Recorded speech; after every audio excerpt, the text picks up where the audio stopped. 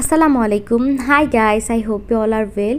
হঠাৎ করে কার গ্রামের বাড়িতে চলে আসলাম, কোথায় এটা, কার বাড়ি এটা, সব কিছুর অ্যান্সার দিব এই ভিডিওতে। ফার্স্টে আমি আর আমার আম্মু রেডি হয়ে গেলাম। আজকে যাব আমার মার বাপের বাড়ি, অর্থাৎ আমার নানির বাড়ি। তাই সকাল সকাল রেডি হয়ে আমরা বের হয়ে গেলাম এবং অটোতে উঠে পড়লাম। অ্যান্ড আমি আর আমার আম্মু চলে যাচ্ছিলাম আমার আম্মুর বাপের বাড়ি, অর্থাৎ আমার নানি বাড়ি। হ্যাঁ, নানি বাড়ি যাব বলে আর তর সই ছিল না এবং অটোটার মধ্যে উঠে আমরা সুন্দরভাবে নানির বাড়ি যাওয়ার উদ্দেশ্যে বের হয়ে গেলাম। অ্যান্ড এখন যে রাস্তাটা তোমাদের দেখাবো, এই রাস্তাটা হচ্ছে আমার চাইল্ডহুড থেকে অনেক ফেভারিট একটা রাস্তা। যদিও সময়কাল বেঁধে এই রাস্তার অনেক পরিবর্তন হয়েছে, তবে দুই পাশে এই রাস্তার যে সৌন্দর্য, এই সৌন্দর্য আমার মতো ঢাকায় থাকা মেয়েকে অলওয়েজ ছোট থেকেই অনেকটাই আকর্ষণ করতো। অ্যান্ড দেখতেই পাচ্ছ যে এখানের পরিবেশ দেন হচ্ছে প্রকৃতিটা কত সুন্দর। এখানে দেখতে পাচ্ছ যে গ্রামের দেশের ছোট্ট একটি বাজার।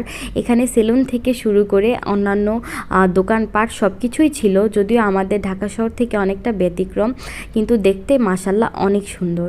এবং দেখতে পাচ্ছ যে আমাদের নানু বাড়ি এখানের প্রাকৃতিক সৌন্দর্য অপরিসীম অ্যান্ড হচ্ছে দেখতে কতটা সুন্দর, মাশাল্লাহ মাশাল্লাহ। দেন হচ্ছে আমাদের নানু বাড়ির বড় মোড়ে চলে এসেছিলাম। এখন এই অটো থেকে নেমে আবার একটি রিকশায় উঠে পড়ব। মনে করো না রাস্তাটা অনেক দূর, রাস্তাটা হচ্ছে রিকশা বা অটোর দূরত্বে, তাহলে বুঝতেই পারছো যে কতটা দূর হতে পারে। আমার আম্মুর বাড়ির থেকে আমার নানু বাড়ির দূরত্ব রিকশা ভাড়ায় বললে মোটামুটি 70-80 টাকার মতো, তো বুঝতেই পারছো যে কতটা দূরত্ব। এখন আমরা আবার রিকশা উঠে গেলাম এবং মাশাল্লাহ বলতেই হবে যে এখন এই রাস্তাটা আরও সুন্দর ছিল। অ্যান্ড আমি আম্মুকে বারবার জিজ্ঞেস করছিলাম যে হ্যাঁ বাপের বাড়ি কি যাচ্ছ, কেমন লাগছে কেমন লাগছে, আমি বারবার আম্মুর সাথে একটু দুষ্টুমি করছিলাম আর কি। অ্যান্ড দেখতেই পাচ্ছ এখানে রাস্তাঘাটগুলো এত সুন্দর ছিল মাশাল্লাহ। এবং শীতের দিনের রোদটা যে আসলে সুন্দর হয়ে থাকে, আজকে আমি মূলত আরও ভালোভাবে এই বিষয়টা বুঝতে পারলাম।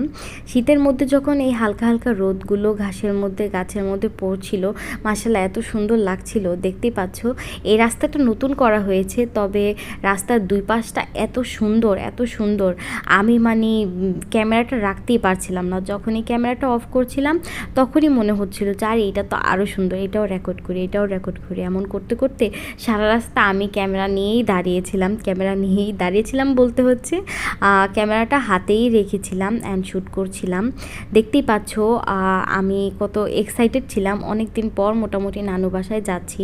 আমার আম্মুরা ঢাকা থেকে মাধবদী শিফট করার পর থেকে এখানে টুকটাক যাওয়া আসা হচ্ছে, নয়তো এর আগে অনেক বছর হয়ে গিয়েছিল আমার এখানে